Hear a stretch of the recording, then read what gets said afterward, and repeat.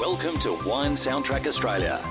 Listen to the passion with which producers narrate their winery and their world. In 30 ounces, discover their stories, personalities and passions. Hello friends and listeners of Wine Soundtrack. My name is Priscilla Hennicam. I'm here with VIP Phil Reedman. How are you today? Oh, I'm very well, thanks Priscilla, but I'm no VIP me. Tell us, what do you do, Phil? What do you help with the wine industry in Australia? Well, I do as little as possible, but I work with wineries, helping them get their wines right for the market. I do quite a lot of wine education for WSET and the Institute of Masters of Wine. So I have quite a varied existence, do a little bit of writing as well. So. Are you a master of wine? Yeah, like just a few in Australia, right? Yeah, I am a master of wine, and we've got quite a few in Australia. More than we should have for the size of population. So we're good. Tell a little bit about you, Phil. What is your first memory relevant to wine? Oh, first memory relevant to wine. God, that's a good one. My parents, typically of the sort of 1970s in the UK where I grew up, where I was born, didn't drink wine a lot. So sherry would have been probably the first thing that I ever sort of really remember in the way of wine, because they didn't drink wine a lot, but they always had a bottle of sherry and probably something like Harvey's Bristol Cream or Croft Original. And was your first one you drink that? Was the first one you drink? Ooh, quite possibly. I honestly don't remember. I only really got into wine when I started working in a restaurant when I was 18 and started working sort of front of house as a job as a wine waiter. Did you drink wine before 18 years old? Tell me the truth. I don't think I drank a lot of wine before I was 18, but I certainly did drink alcohol before I was 18, yes. Talk about Australia, Phil. You're not from Australia, right? No, I'm originally from England. I came to Australia first in 1987 to do a vintage in the Barossa Valley with Saltram. And that was sort of part of my plan to sort of learn about wine and winemaking as part of my studies. Then I got a job back in the UK working for a company that was importing and selling Australian wine. And then in 98, Tesco supermarkets from the UK recruited me to move to Australia to source all their Australian wines. So, and you came to Australia, never go back to the UK? Well, up until sort of the last 18 months, I've been going back to the UK about 5 or 6 times a year. But no, I'm settled here. I'm an Australian citizen now, so got a family here. What does wine mean to you, Phil? What does wine mean to me? Heavens. Well, it's the only thing I know anything about, and to be honest, I don't know that much about it. So, it's what I do. I think I'm really fortunate in that, by accident I found this sort of career in wine, and so I think I'm very lucky because wine is my passion and it is my job. So I'm very fortunate. Yeah, it's so nice to work with something you're passionate in. Yeah, absolutely. It's sort of it takes the stress out of going to work each day when you're doing something you love. Talking about Australia, what do you like most about the whole nation? Generally. Well, I think Australia is a sort of great place to be sort of growing and making wine. Because we've got that opportunity to do pretty much what we want. We can plant the varieties we want. We can make them anyhow we want. So we've got that freedom. And if you look at what Australia makes in the stars of wine, it pretty much covers everything, and all qualities, all styles. And I really, really enjoy that. And then the opposite now. What do you not like about Australia on the whole? Tell the truth. Tell the truth. I mean, you know, I find I think the thing that irritates me most about Australia is the fact that our government, quite frankly, doesn't acknowledge and deal with climate change. And I think if they were smart and honest, they would recruit the wine industry and other agricultural sectors to help them solve the climate crisis that we're facing. You know, there's a lot of goodwill and intent on the part of the agricultural sector more broadly to do something about climate change. And, you know, I'll call them leaders, but they're anything but, aren't engaging, and that is shameful on their part. And what do you think about climate change in Australia? So what do you think is the whole future?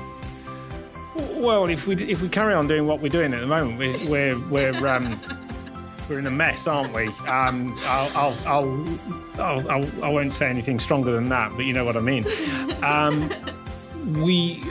We have to do something, and the wine industry has, because we don't have any regulations about what varieties we can plant where, we've got a great deal of flexibility, and so people are planting varieties which are more climate change appropriate. But we'll get to a point where, you know, even that won't succeed, and then we won't have a wine industry. Yeah, so it's something we need to worry about this right now to be able to avoid problems in the future. Yeah, absolutely. We need to be working on it now, and a lot of the wine industry is. You know, you see people like Lewin Estate bottling their top of the range Chardonnay in a very lightweight bottle, addressing that carbon impact. You see people like the Bashams and like 919 Wines in the Riverland planting varieties which are appropriate for the region, for its climate, growing them in a sensitive manner, respectful of the environment. So that might be an organic method, or that might be a sort of lower intervention than is classical. But they are, you know, starting to do things, and and that's industry taking the leadership. Yeah. So do you have any preference when you're drinking wines? For example, tonight, do you prefer red, white, sparkling, rosé? What's your favorite wine right now? Well, my favorite wine right now is probably the last one I drank. So, but yeah, I try and drink quite broadly, because I think, wine is sort of so fascinating that there is always something new and exciting to discover. So, you know, last night I drank a Grenache from McLaren Vale that was grown on those amazing Blewett Spring sands, and had just a poise and an elegance which was delightful. You know, tonight, I don't know what I'll be drinking. It, the Grenache last night got finished off, so it won't be that. Cherry, maybe, to remember your past? Well, I mean, sherry, yeah, I don't, could be. No, I mean, fortified's a great, but I don't actually think I've got any, no, probably won't be a sherry.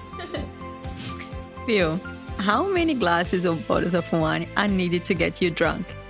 Oh, about one glass, really. I'm a two-pot screamer. Really? One glass to get you drunk? No. That easy? Well, it depends how big the glass is, doesn't it? Come on. No, I mean, it depends, you know. No, I'm not a big drinker. Yeah. So one bottle, that's it?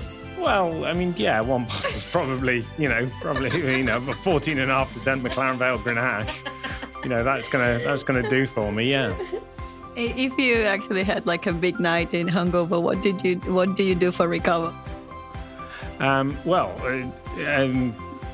This, obviously being a master of wine, we have to, be careful about endorsing drunkenness, because we mustn't.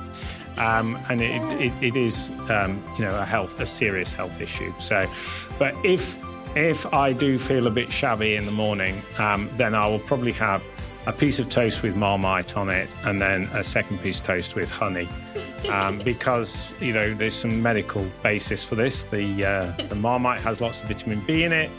Vitamin B helps your body metabolize the sugar in the honey, and that gives you a bit of energy, and so you feel a little bit better. That's very good tips for all listeners. It was a tip. It was a tip given to me by I won't name the MW that gave me that information, but his father was a GP, so it comes from a good source. Do you want to explain to us what MW means? Because probably a lot of listeners probably don't have any idea what it's about. No. MW stands for Master of Wine, and the Master of Wine qualification was established in the UK in the 1950s.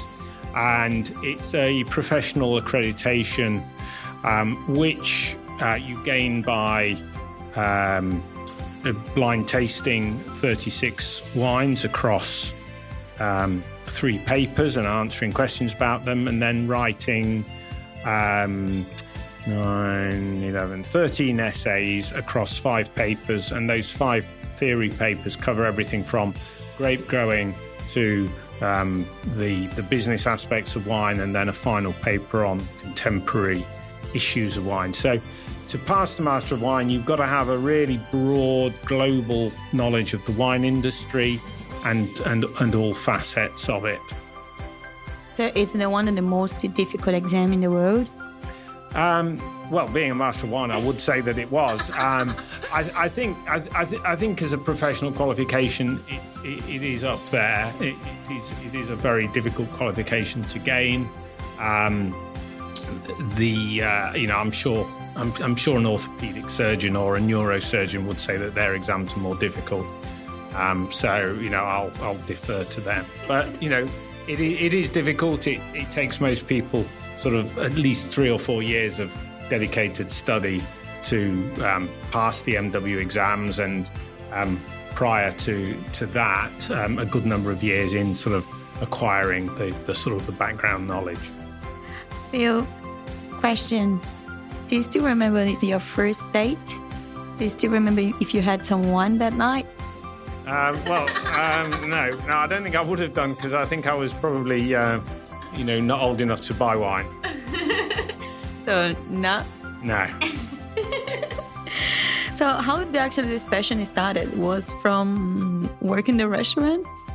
Yeah, I got into wine accidentally. I had decided to have a year off between school and university, and I asked the manager of the restaurant that I was working at if he'd got any jobs, and I was working as a kitchen porter, washing pans. I thought so fun. Oh yeah, so fun, so fun. So I thought I could do that for a year, but he said no. We need a wine waiter, and I explained that I didn't know anything about wine at all, and he said, well, we'll teach you. So he was good to his word. They did teach me about wine, so that's how I got into it. After the first lunchtime service, when I realised that I did actually really need to know something and learn something soon, I picked up the ball and sort of, really carried on running with it ever since. And then after that, we worked in different business. Yeah, I briefly went to university to study town and country planning, which didn't really interest me as it turned out. So I went back to the restaurant, worked there for a while, and then got into wine retail. Enjoyed that, but then did a series of vintages in Alsace, in Australia, in the Douro, to learn about winemaking, with the aim of sort of eventually studying for the Master of Wine. That's great. So, do you like social media, Phil? LinkedIn. No, I don't actually. I think it's anything but social. I do go on Twitter now and again, probably more than I should. I have a very mixed relationship with it. I think people get far too hostile far too quickly. I prefer forums where you can have a more honest and open dialogue without quite so much emotion. So your platform will be Twitter if you need to use it? Yeah, I use Twitter. That's about the only one. And then what's the nicest film you dedicate to wine do you want to recommend to our listeners? Oh, there is only one film worth watching that's got wine in it, and that's With Nail and I. All right. So it's the only one. Well, there are other films that involve wine, but I've yet to see one that's worth watching again. And With Nail and I, I've seen about sort of 5 or 6 times, and it makes me laugh, and it probably makes me cry every time I see it. So it's yeah. When you were little, what did you answer if someone asked what you want to be when you grow up? I sort of got into a phase at school of saying I wanted to be Prime Minister because I had no idea what I wanted to do. Prime Minister? You're probably very rich today if you are Prime Minister. Well, yeah. No, I mean, politics and me, probably not a good combination. But I think I just said that just because I didn't know what else to say, so it sort of tended to shut down the discussion. So... People say, yes, this sounds good, Prime Minister, go for it. Yeah, exactly. And then move on to something else. When you are not at work and talking about wines all the time, how do you spend your free time? Free time. There's an interesting concept. Let me think about that. Well, obviously, doing housework, cooking. I love cooking. And I read quite a lot. When we're allowed to, I enjoy traveling a great deal. Drinking wine for fun as well as business reasons is nice. Films. I do quite enjoy going to the cinema to watch films. Talking about travel, do you have any wine region you like to explore? All of them. I've been very lucky in my career, which has taken me to a lot of amazing wine regions, and the privilege of working at Quinta de Alsace in the Douro, back in 1988. However many years ago that is. 1998, you just gave us your age. I'm old, Priscilla. I'm old. Don't worry about it. I was born in 1964. Do the maths. I never pretended to be young. The Douro was an amazing place, and I haven't been there for a long time, so I'd like to go back there. I haven't been to Madeira for a long time. Love to go back because there's so many changes. Year before last, I spent a few days in the Jura and absolutely loved it. I'd love to sort of go back there and spend a bit more time, taste a few more wines, a bit more Comte. Where else would I like to go? I wouldn't mind going back to Mendoza, actually, because I've not been there for a while. That's a top. When I worked for Tesco, I used to go to Mendoza a few times a year for buying purposes, and it was a city I loved going to, so that was a lot of fun. So I'd like to go there because I've not been there for 10 years, I guess. And you probably drink a lot of very good, great Malbec. Well, I mean, if there was such a thing as great Malbec, I'd be drinking it. But I used to drink some good Bonarda there, and some other decent varieties. But I mean, and Malbec. I know you're just winding me up there, Priscilla. Don't worry.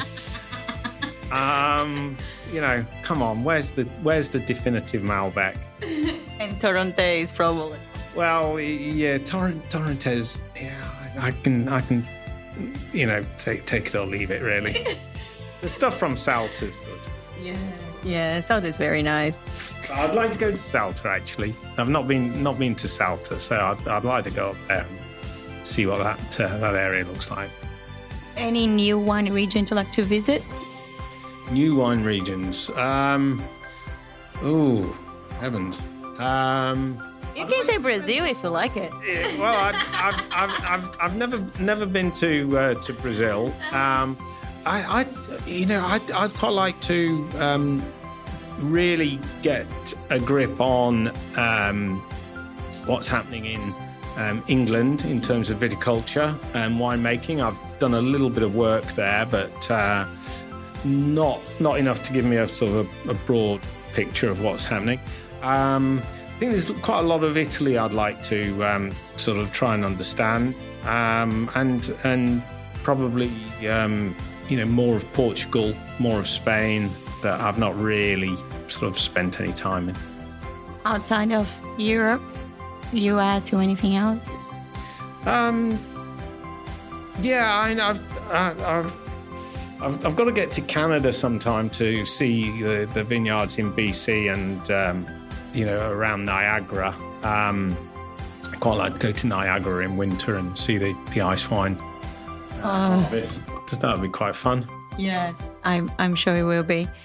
Change the question for you, Phil. Have you ever had someone read you tarot cards to know about your future? No. You don't want to know about your future? No. Why would you want to? Why would you want to know about your future? I mean, tarot cards are an absolute crock. So, that's not going to help you. But no, it is. The future's a mystery for a good reason. It keeps life exciting. Do you practice any sport? I beyond the drinking wine, is it like a sport, right? Because drinking wine's very serious. Very serious. Mustn't trivialise it. It's not a laughing subject. I used to do a lot of running in my youth, which has rather spoilt my knees. So I'm not very good at running these days, even if I like the idea. But I do a bit of swimming, and I cycle as a sort of a commuter rather than as a sort of distant cyclist. And then they have any sport do you follow? Cricket. Yeah. Very UK, very England. Yeah. Absolutely. I was looking at. I was revising some teaching I'm going to be doing on port next week, and I was looking at the details of different types of port, and I was thinking, yeah, only the English could have invented this, couldn't we? It's just like cricket. We've made it so unbelievably complex that port and cricket just sort of, they are twins separated at birth. So, if we tell us, do you have a beer winemaker? Do I want to be a winemaker? Would you ever think about to be a winemaker?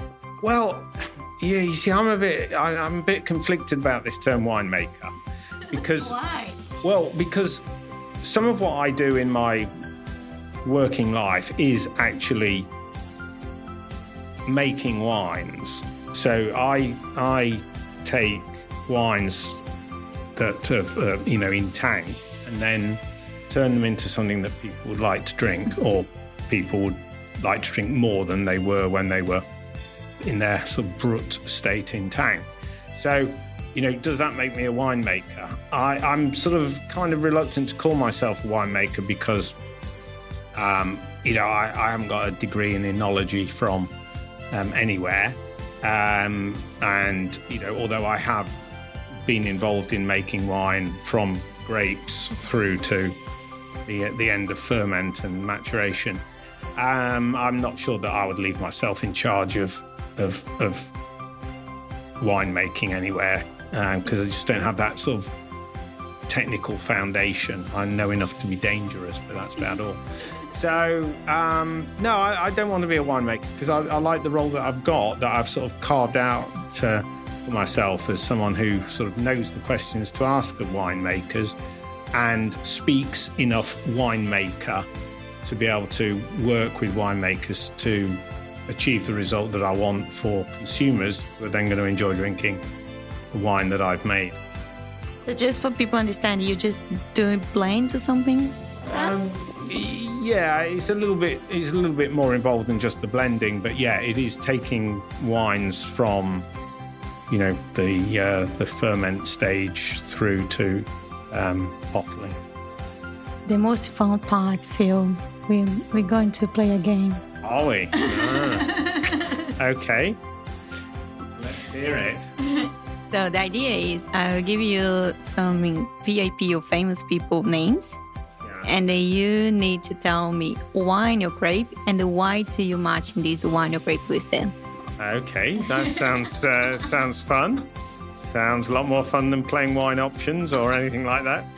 I'll give you two options. You can say wine or you can say grapes, right? So yeah. Just make it easier for you. Oh, thank you. That's terribly kind of you. Terribly kind of you. So Amy Winehouse. Amy Winehouse. Oh, she was quite a dark spirit, wasn't she? She's amazing voice, dark spirit.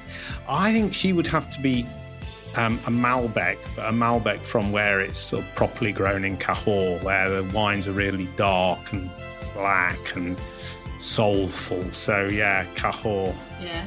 Why? Just because she's. Because as I say, she's a really deep spirit, a dark spirit. So really soulful. So yeah, that's Cahors. That's proper Malbec. And then if you think about Madonna.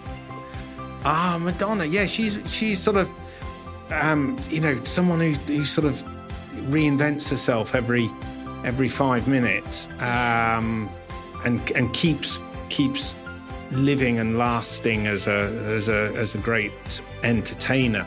So, what would a wine be like that? I mean, and she looks very beautiful as well, even like she's quite old, but she still looks young. I'd say Riesling, because Riesling goes through lots of sort of modulated phases in its life. So it sort of goes, it has its sort of off dodgy periods, and I'm sure somewhere along her career, Madonna's sort of, taken a wrong turn musically, but, yeah, we'll go with that. Someone completely different, Bobby Marley. Yeah, Bob Marley, right, okay. So I think you'd have to go something sort of quite heady for Bob Marley. So, we'll go Torrentes there, because it's very, very heady sort of style of wine. And people either love it or hate it, and I think reggae has that kind of polarization. Yeah, that's true. People love or hate it. And then the Queen is in your honor. Tell which wine do you recommend for the Queen? For the Queen, for Her Majesty. Well, I mean, she's been Queen since 1952, which is an incredible long innings, and she'd have to be Madeira. She'd have to be a great vintage Madeira, so a Serchal or a Verdelho, something like that, that's sort of been bottled and been matured for a long time, but keeps getting better, keeps holding up. I think you're very in love with Madeira, and then that's why you recommend that to her. Of course, I love Madeira. I mean, who doesn't love Madeira? I mean, if you don't like Madeira, stop listening to this podcast. Donald Trump. Getting serious now, huh? Yeah. Donald Trump. Yeah, there's a great variety that's thankfully nearly extinct called Douradillo. Why? Well, it's nearly extinct because it's useless. Thank you so much for the interview. I had a lot of fun. Oh, well, thank you. So have I. So I've made connections with wine and people and stuff that I'd never even considered before. So thank you. It's been a lot of fun. Did you enjoy your interview? Yeah, it was great. I mean, the interview was not up to much, but the questions I gave her, she delivered them reasonably well. Give us a vote from 1 to 10. A vote for you? 10. 10. Because if you'd only edit this out, I know you, Priscilla. I thought you'd give you 11. I'm very disappointed. Well, 11's a bit of a cliche, isn't it? Phil, just leave your website so people want to connect with you, so people want any questions or anything, you can help them. So do you want to just give us a contact? It's www.philreedmanmw.com. Thank you so much, Phil. Have a very great afternoon. Thanks very much, Priscilla. It's been great fun talking with you. Cheers. Thanks for listening to a new episode of Wine Soundtrack Australia. For details and updates, visit our website, winesoundtrack.com.